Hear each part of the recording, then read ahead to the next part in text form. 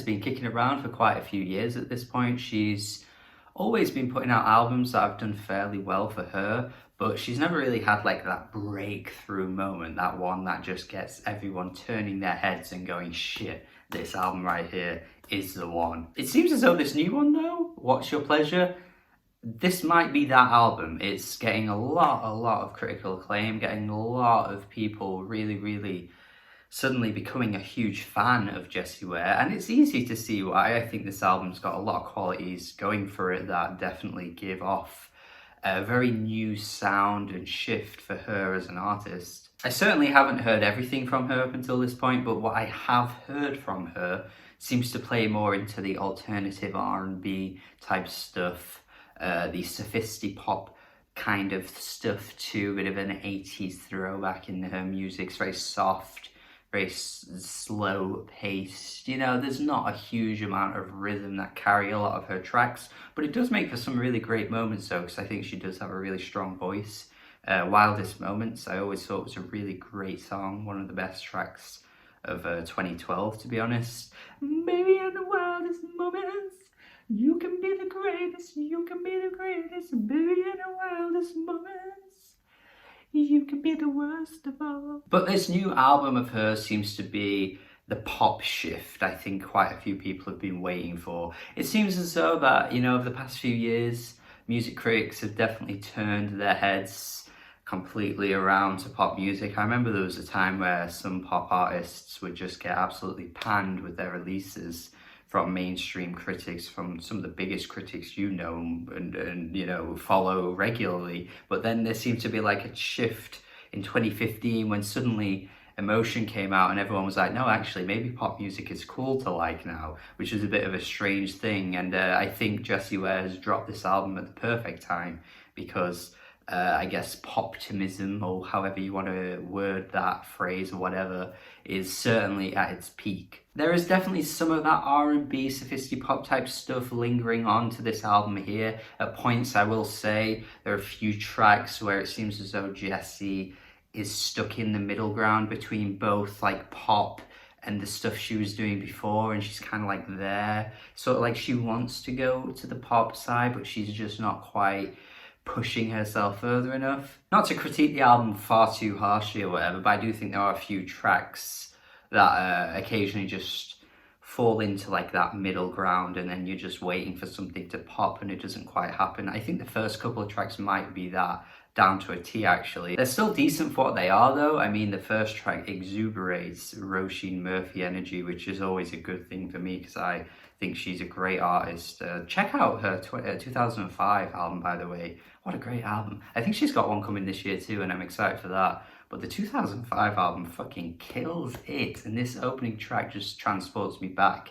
to that era. What's Your Pleasure's got that kind of like Vogue, Madonna type stuff. But what these tracks lack, I think, is just like a vocal presence to carry home the songs, because she's just a bit whispery at points. She's not exactly giving out the best vocal performances on the album on these tracks, but the instrumentals and the tunes at the core of the tracks are pretty good. Ooh La La, though, is where the album really kicks off for me, because I just love this track. I think somehow that whispery voice, that kind of like hushed singing, that sensual side of what she does, somehow works over this instrumental. It's like this dance pop jam, but she's kind of like singing in this like,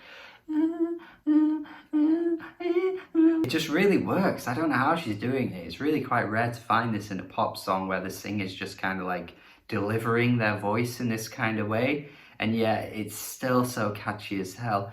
Ooh la la. That one line where she says, it always makes me laugh every time it crops up on the track, where she says, chivalry was dead, but you revived it. No, chivalry wasn't dead. You're just trying to get in somebody's pants. Yes, you are. I do think a lot of the lyrics across this album follow a similar pattern and a similar theme of that, like, you know, like trying to get guys, trying to be like smooth and, you know, get their attention, that type of stuff.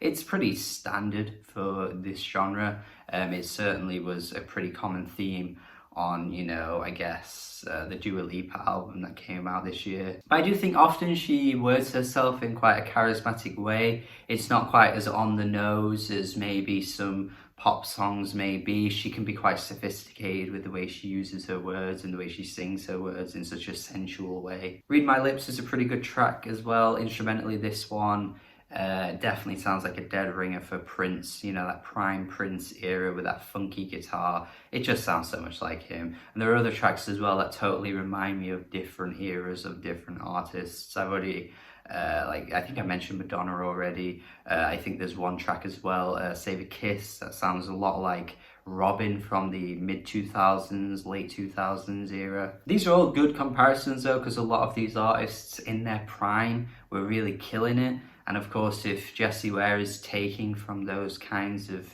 artists, you can't really go wrong if they're like some of the best of those artists' careers, you know what I mean? I think the chorus that comes in on Step Into My Life is so damn catchy as well. Once again, she's not really doing a huge amount with her voice, but it ends up being really effective.